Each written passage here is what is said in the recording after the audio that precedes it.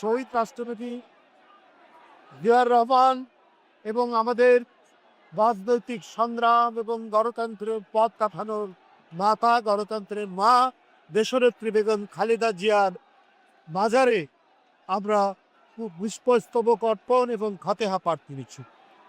এখানে প্রতি বছরই প্রতিষ্ঠাবার্ষিকীতে জাতীয়তাবাদী স্বেচ্ছাসেবক দল এবং বিএনপির অন্যান্য সংগঠনে আসেন। এই মাজারে আসার সাথে সাথে আমরা নতুন করে যে প্রত্যয় আমাদের মধ্যে, যে আদর্শের চেতনা, সেটি জাগ্রত হয়, নতুন করে শপথের অঙ্গীকার তৈরি হয়। আমরা আগামী দিনে আরো যত বাধা, আরো যত প্রতিবন্ধকতায় আসুক, বিএনপিকে ধ্বংস করার যে কোনো চক্রান্তই করা হোক জাতীয় বা আন্তর্জাতিকভাবে, সেটিকে প্রতিহত করার আমরা প্রেরণা পাই এই দুই মহান নেতা এবং নেত্রীর মাজারে এসে। আজ জাতীয়তাবাদী স্বেচ্ছাসেবক দল 46তম প্রতিষ্ঠা বার্ষিকী, 46তম প্রতিষ্ঠা বার্ষিকীটা আমরা সেই প্রত্যয় উদ্দীপ্ত হওয়ার জন্য, সেই আদর্শে উদ্বুদ্ধ হওয়ার জন্য আমরা এখানে এসে উপস্থিত হয়েছি।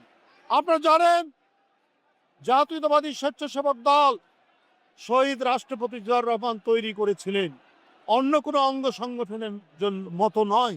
এটা করেছিলেন বিএনপির পক্ষে, বিএনপির পতাকা এবং আদর্শকে নিয়ে দুস্থ মানুষ, গরিব মানুষ, উপদ্রুত মানুষ, সেটা জলোচ্ছ্বাস হোক, সেটা বন্যা হোক, সেটা ভূমিকম্প হোক, যে কোনো জাতীয় দুর্যোগে তারা এগিয়ে যাবে। সেই দৃষ্টান্তই জিলানি এবং রাজীব আহসান রেখেছে বিগত কয়েক বছরে। সেই দৃষ্টান্ত রেখেছিলেন হাবিবুন নবী খান সোহেল, মীর শরাফত আলী সপু এবং আমাদের আব্দুল কাদের ভূঁইয়া জুয়েল বাবু, যারা নেতৃত্বে ছিলেন। আজও তারা সেই দায়িত্ব পালন করছেন। আজও তারা যে কোনো দুর্যোগে, দুর্বিপাকে উপদ্রুত মানুষের কাছে, বন্যা কবলিত মানুষের কাছে তারা গেছে। সেটা অকাল বন্যা হোক, সেটা ফ্লাড গেট খুলে দেওয়ার বন্যা হোক, অথবা আষাঢ় শ্রাবণ মাসের যে ন্যাচারাল বন্যা হোক, প্রত্যেকটি ক্ষেত্রে তারা সেই অবদান রেখেছে। বন্ধুরা আমার, আজকে যে সরকারের নেতৃত্বে আমরা এগিয়ে যাচ্ছি, আমাদের দুইটি প্রত্যয়।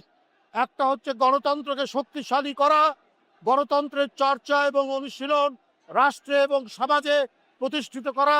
আরেকটি হচ্ছে জনগণের কল্যাণার্থে যে কর্মসূচি সরকারের প্রধানমন্ত্রী নির্বাচনের প্রাক্কালে দিয়েছেন, ম্যানিফেস্টোর মাধ্যমে, 31 দফার মাধ্যমে যে প্রতিশ্রুতিগুলো দিয়েছেন, সেই প্রতিশ্রুতি বাস্তবায়নের পথে আমরা কাজ করছি। জাতীয়তাবাদী স্বেচ্ছাসেবক দল, তাদের দুইজন নেতাই এখন এমপি। সরকারের যে কর্মসূচি, সামাজিক সুরক্ষা কর্মসূচি, সেই সামাজিক সুরক্ষা কর্মসূচি তাদের প্রধান দায়িত্ব এইটিকে জনগণের মধ্যে প্রতিষ্ঠিত করা। এটা স্বেচ্ছাসেবক দলেরই দায়িত্ব সরকারের এই কর্মসূচিকে বাস্তবায়ন করা।